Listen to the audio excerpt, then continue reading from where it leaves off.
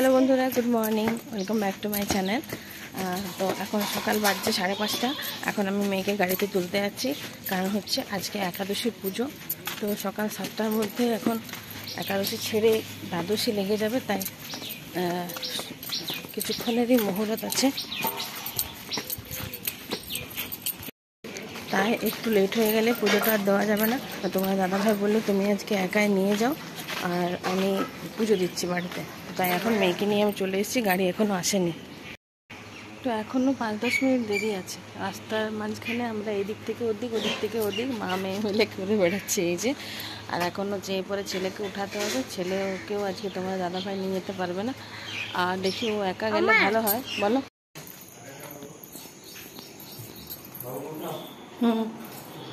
তো মেয়েকে পড়তে চলে এলাম, এবারে চলো ছেলেকে উঠানোর পালা। এখন ঘোড়া বিক্রি করে ঘুমাচ্ছে, চলো। এই উঠ, স্কুল আছে, ওঠ। কোনো কামে একাই পৌঁছে দিয়ে না, চলো উঠো উঠো উঠো উঠো। তো এই বাচ্চাগুলোকে উঠানো মানে সত্যি জোরজবস্তি করে এদেরকে, আর ওদের এবার কি দোষ বলো, কোন রাত্রে ঘুমায়, ঘুমোতে ঘুমোতে প্রায় 12টা বেজে যায়। এই পড়াশুনো, তারপরে আবার একটু করে ফোন দেখবে, ওর বাবা আসবে দোকান থেকে, গল্প গুজব করবো, ওদের বা কি দোষ বলো। ওদের মতন সময়ে আমরা অত তাড়াতাড়ি স্কুল যেতাম না। যাই হোক, মেয়েকে তো দিয়ে এলাম, আবার ছেলেকে নিয়ে যাচ্ছি। তো ড্রেসটা চেঞ্জ করে নিলাম, কারণ একটু বাজার দিকে যাব, তো মেইন রোডের দিকে যাব, তো নাইটিটা পরে যাওয়াটা ঠিক হবে না, তাই তোমার দাদাভাই বললো। এতক্ষণ আমি নিশ্চিন্ত হলাম, মেয়ে চলে গেলো, ছেলেও চলে গেলো, যাক বাবা, এবং বাড়িতে আমি শান্তিতে কাজ করতে পারবো। যতক্ষণ না ওরা যাবো ততক্ষণ আমার মনে হবে যেন কখন আমি কাজগুলো তাড়াতাড়ি করে বাগাবো। তো যাই হোক, আজকে আমি একাই সব কিছু করলাম। আর সকাল সকাল ভোর ভোর উঠে পরে একদম মাইন্ডটা ফ্রেশ লাগছে, চলো একবার বাড়ির কাজ বাগাইগা। আর আমাদের এই রাজনীশ সোনার দেখো, ও কিছুক্ষণের জন্য আমাকে দেখতে পাইনি, তো চারদিক আমাকে খুঁজে বেড়াচ্ছে। আর এই দেখো, ওর মা আছে সামনে, ওর ঠাম্মি আছে, বাবা আছে, আর এই যে কাকিমা আছে, তবু ও কারো কাছে না গিয়ে ও আমার কাছে আসবে। এখন তো হামা দিতে শিখে গেছে, তো এদিক ওদিক খালি ঢুকে বেড়াচ্ছে। এই রুমটা হচ্ছে আমার, তো ও হামা দিয়ে দিয়ে যখন আমার ছেলে আর মেয়েকে, যখন ওর দাদা দিদিকে যখন সন্ধ্যাবেলায় পড়তে বসায় না, তখন ও বাবার কাছে আর ওর মায়ের কাছে কোনো মতেই থাকতে চায় না, হামা দিয়ে দিয়ে ঠিক আবার দুয়ার গোড়াতে আসে, আর আমি ওকে কোলে নিয়ে ঘরের মধ্যে ঢুকিয়ে নিই। হামা দিতে শিখে গেছে না, এখন বিশাল বিপদ, পদে পদে বিপদ, কোন সময় যে ও পড়ে যাবে স্লিপ কেটে। আর এই যে দেখো ওকে, ও ও ও খালি ও এদিক ঢুকছে ওদিক ঢুকছে, এই দেখো আমার রুমটার মধ্যে ঢুকতে যাচ্ছে, এত দুষ্টু না, এক জায়গায় বসতেই চায় না। এই দেখো চলে এসছে আমার কাছে। আর এবারে ও ওইদিকে চলে গেছে, কারণ হচ্ছে আমি এবারে রান্নাঘরে যাব, তো ড্রেস চেঞ্জ করলাম, এবারে রান্নাঘরে যাব খাবার দাবার করার জন্য। তো যাই হোক, ওই যে ও যাচ্ছে, দেখো যাচ্ছে আর আসছে, যাচ্ছে আর আসছে। তো ভাবলাম এই সুন্দর মুহূর্তগুলো আমার বন্ধুদের সাথে আমি শেয়ার করি। তো তাই এই যে তোমার দাদাভাই বললো যে রাজনীশ এই যে হামা দিচ্ছে, তো সেটা বন্ধুদের সঙ্গে শেয়ার করো। তো এই যে দেখো, ছোট্ট রজনী সোনা আস্তে আস্তে কত বড় হয়ে যাচ্ছে, আর ওর কপালের থেকে ওর টিকাটাই মনে হচ্ছে বড় হয়ে গেছে, গোল চাঁদের মতো একটা টিক দিয়েছে ওর মা। তো কতক্ষণে থাকে দেখো।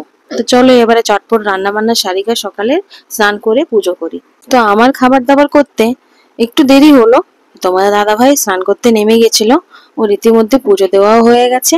এই যে দেখো, ফল কেটেছে, চিড়ে প্রসাদ দিয়েছে, আর গোপাল সোনাকে সুন্দর করে সাজিয়ে দিয়েছে। আর আজকে দুপুরে রান্না করেছি, এখানে আছে দেখো ডাল করেছি, যেটাতে অনেকগুলো কারি পাতা, আর গাছের কারি পাতা, তো তো পেড়ে পেড়ে প্রায় প্রত্যেকটা রান্নাতেই দেওয়া হয়, যেমন নিরামিষের দিন বেশি সবজি হলো কি ডাল হলো কারি পাতা দিলে খুব ভালো লাগে। আর এখানে সয়াবিন করেছি, একটু মাখো মাখো করেছি, কারণ সয়াবিনটাতে আলু দিইনি, এটা শুধু করেছি, অনেকটা পরিমাণেই করেছি, সবাই খাবে।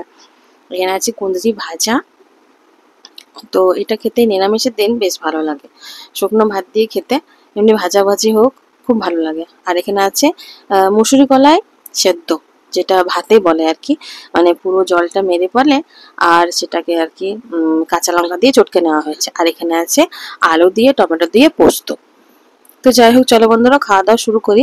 আর এইদিকে দেখো, তোমাদের দাদা ভাই না দোকান যাবার নাম করে কোথায় কোথায় যে যায়, আমাকে না বলে আমাকে নিয়েও যায় না। আমি সংসারের কাজে বাচ্চাগুলোকে মানুষ করতে ব্যস্ত, আর ও ঠিক ঘুরে বেড়াচ্ছে। দেখো এটা কোনখানে এসেছে আমি ঠিক জানি না, কোনো একটা রাজবাড়ি হবে। হুম। তো বলছিল যে আমি ওখানে যাব। তো হ্যাঁ, মনে পড়েছে, এটা না তোমার দাদাভাই যে নতুন দোকানটা খুলেছে, সেখানে একটা, সেখানে গ্রামের একটা মন্দির, মানে রাজবাড়ির মতো যেটাকে বলে আর কি, খুব সুন্দর। দেখো সিঁড়ি বাঁধানো আছে মার্বেল পাথর দিয়ে, আর খুব সুন্দর মন্দিরটা। তোমাদের সঙ্গে চলো শেয়ার করি, আমাকে তো নিয়ে যায়নি, ভিডিওর মাধ্যমে আমিও দেখি তোমরাও দেখো। তো এই যে দেখো মন্দিরটা খুব সুন্দর, আর বন্ধ ছিল যেহেতু পুজো দেওয়া সেবা দেওয়া হয়ে গেছে। তো ও ধূমাবতী মায়ের মন্দির। তো মা দুর্গারই আরেকটা রূপ মহালয়ার সময় আমরা দেখতে পাই, মা ধূমাবতীকে। তো যাই হোক, সেটা তারই একটা মন্দির। এই যে দেখো দুদিকে দুটো সিংহ রাখা আছে, আর একদম পুরো মার্বেল পাথরে বাঁধানো মন্দিরটা খুব সুন্দর। যদি আমার সময় সুযোগ কোনোদিনও হয় তাহলে অবশ্যই যাবো এই মন্দিরে, আমার যাবার খুব ইচ্ছে আছে। কিন্তু যাওয়া হয় না জানো তো, সংসারের কাজকর্মে এত ব্যস্ত হয়ে যায়, কিন্তু যাওয়া হয় না। তোমাদের দাদা ভাইয়ের কি দোকান গেল, দোকান কোনোদিন হয়তো বন্ধ হলো, ওখান থেকে চললো, দু একজন সঙ্গী নিল ওর। ওর আবার বড় বড় বন্ধুর থেকে ওর ছোটখাটো বন্ধু সঙ্গীগুলো খুব ছোট ছোট, মানে ওর থেকে বয়সের, ওর বয়স থেকে বয়সের তুলনায় ছোট। মানে দোকানে যে কর্মচারীগুলো কাজ করে, তারা তো ভাইয়ের মতো, তো তাদেরকে নিয়েই চলে যায় ও বাইকে করে। তো যাই হোক, এই যে ধূমাবতী মায়ের মন্দিরে চলে এসেছে। দেখো ভেতরটা ঠিক মতো আবছা আবছা দেখাচ্ছে, ঠিক মতো দেখা যাচ্ছে না, আর লাইটও নেই ভেতরে। একদম লোহার গ্রিল বসানো আছে, বন্ধ আছে মায়ের মন্দিরটা, তালা লাগানো আছে, সেবা দেওয়া মায়ের হয়ে গেছে তাই তালা লাগিয়ে দিয়েছে। আর এটা ঠিক দুপুর বেলাটা। আমি তাই ভাবছি বাড়িতে যে ওর দেরি হচ্ছে কেন, মানে ও হয়তো কোনো কারণে কাজে গেছিল ওই সাইডে। আর ওই যে বাইকটা রাখা আছে তোমাদের দাদা ভাই, আর অনেকটা জায়গা জুটে দেখো ফুল গাছ লাগানো আছে, কলা গাছ লাগানো আছে, আর অন্যান্য শাকসবজিও লাগানো আছে। কত সুন্দর দেখো, মাঠের মধ্যে একটা মন্দির। আমি জানতামই না, এই দিকে আমি অনেকবার গেছি আগে। তোমরা শর্টস যারা দেখো আমার রেগুলার, তারা যে দেখতে পারবে যে আমি আগে শর্টসে নদীর পাড়ে আরে কিছু ভিডিও বানানো আছে। তো সেইখানে আমি সেই ওই দিকের সামনেই এই মন্দিরটা, তা আমার জানা ছিল না, হয়তো কোনোদিন যাওয়ার সুযোগ হয়ে উঠবে কিনা জানি না। তো এই যে দেখো এখানে আরেকটা মন্দির, এই যে আরেকটা মন্দির, এত সুন্দর কারুকার্য করা আছে মন্দিরগুলো, আর একদম জঙ্গলের মনে হচ্ছে মধ্যে, আর নদীর পাড়, পাশ দিয়েই নদী বয়ে যাচ্ছে, একদম মনোরম দৃশ্য। খুব সুন্দর লাগে এরকম জায়গায় যেতে, আর এই সমস্ত জায়গায় পিকনিক করতেও খুব ভালো লাগে। তো আমাদের যে বাইকটা আছে সেই বাইকটার মধ্যে দুটো বাচ্চাকে নিয়ে আর আমি কোথায় বসবো বলতো, তাই যে কি যে করি, ওই জন্য আমাদের কোথাও বেরোনো হয় না। আর আমরা বেরোবো আর বাচ্চাগুলো কি দোষ করছে বলো, তাই সেই জন্য আমি বেরোই না কোথাও। তোমার দাদা ভাইকে বলি তুমিই যাও।